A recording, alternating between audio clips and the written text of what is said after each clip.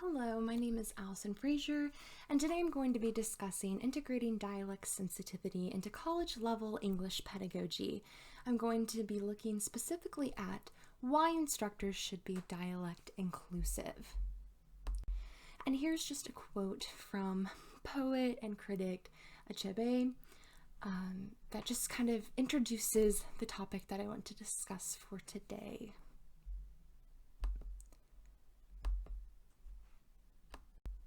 But before I get into too much depth about the topics that I want to discuss in this presentation, I felt it was very appropriate to provide an overview on dialects.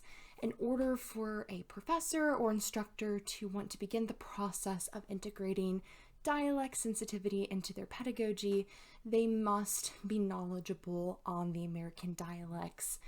Today I'm just going to be looking at two main types of dialects and then defining those dialects, but it's very important for instructors to go forth and start doing outside research on the history and development of various dialects. So currently there are 24 major regional dialects in the United States. Of course, dialects change and develop over time. And essentially the word dialect is an umbrella term and it can be broken down. So according to scholar Wadimu Teknegni, there are two distinct types of dialects. We have our regional dialects and our social dialects, which I will define in the next couple slides. So with our regional dialects, they're basically what most English, specifically American English language speakers are most familiar with. It's characterized by its own distinct pronunciation system and other grammatical features. So for example, with the ing suffix, typically most Appalachian dialect speakers will drop that last G, which goes against traditional standard English grammar rules. So for example, with the word running, an Appalachian dialect speaker would likely pronounce it as runnin'. Then regional dialects form due to the separation of individuals geographically, but also by the integration of different cultural language variations. So going back to my Appalachian dialect speaker example, the Appalachian dialect came into development back in the 1700s into the 1800s when we had our original settlers come into this area. That would be the Scottish, the Irish, and the Scots-Irish, and they all brought forth with them key language, slang, and variations, and it all came together to form the Appalachian dialect, which was then preserved due to our mountainous geography, which kept us isolated from other states in the United States. Social dialects, on the other hand, are typically more difficult to define.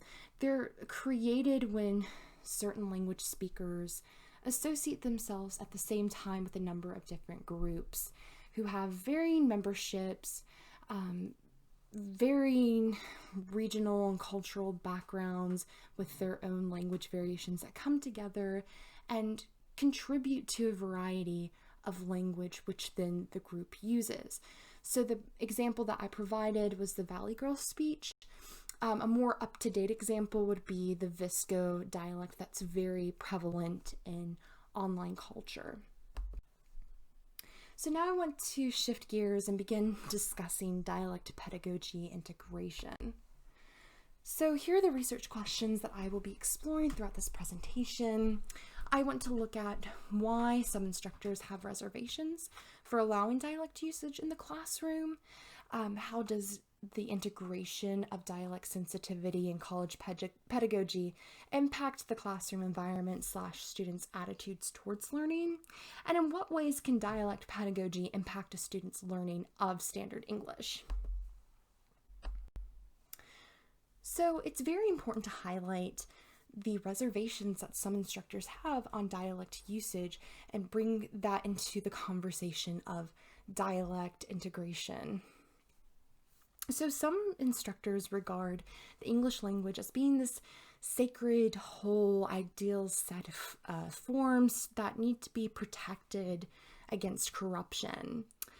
Essentially, this means that some instructors view dialects to be improper or distorted English, which creates this hyperfixation on language correctness and makes students feel more pressure to hide their cultural identity. Others fear that allowing dialect usage can actually disrupt from standard English learning. Others feel that they do not have adequate training to address dialect in the classroom. PhD student Heinz Knapp did a wonderful study on the impact of American or African American vernacular English integration in the classroom. And during the study, she found that most of the teachers in the region that she was looking at are prone to having negative attitudes about African American vernacular English and those who speak it, because teachers tend to have a small amount of knowledge about the dialect. But dialect pedagogy integration has an impact on learning. So dialect usage in the classroom can actually be a tool for students to strengthen their writing skills. As I was stating before, PhD candidate Melanie Rachel Heinz Knapp emphasizes the importance of allowing AAVE to be used in the classroom in her dissertation. She conducted a study where instructors taught standard English but also allowed AAVE usage in the classroom. Students were made to differentiate when to use the two dialects. So this actually helped improve overall ELA exam scores, showing a stark growth of writing skills. And dialect pedagogy can shift classroom environments. One thing that I found recurring in all of my sources was that dialect sensitivity makes students feel welcomed. My sources emphasized that dialect sensitivity validates the students' culture and experiences. And this pedagogy also allows students to be authentic in the classroom. And having this positive environment harbors more opportunity for learning and engagement. All right, so now let's have a quick look at dialect pedagogies. So we have two main types of dialect pedagogies. Culturally relevant pedagogy, or CRP, this pedagogy is meant to help develop individuals and their academic success, but still identify and respect cultural differences which encompass varying forms of rhetoric. Next, we have culturally sustaining pedagogy, or CSP. So CSP basically emphasizes the need for pedagogies to help students sustain the culture and linguistic competencies of their communities, while still extending students' repertoires of practice to include dominant language, literacies, and other cultural practices.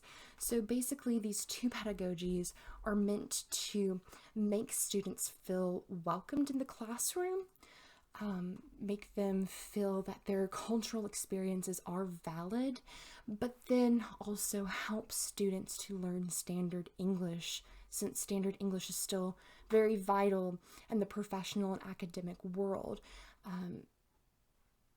Instructors have the opportunity to show and guide students the proper examples of when to openly use your dialect and when to use standard English.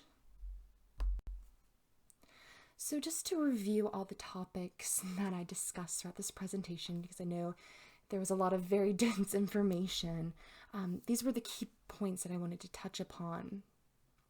That it is important to familiarize oneself with the various American dialects. The second point is that there are multiple reasons as to why some instructors are hesitant to allow dialect usage in the classroom, reasons that should and will be addressed in the future. Next, dialects can be tools for teaching. And finally, dialect sensitivity pedagogy can make a positive classroom environment. All right, so this is the end of my presentation. I want to thank you for your time, for taking a moment to look at my information. Again, thank you so much for sitting through this.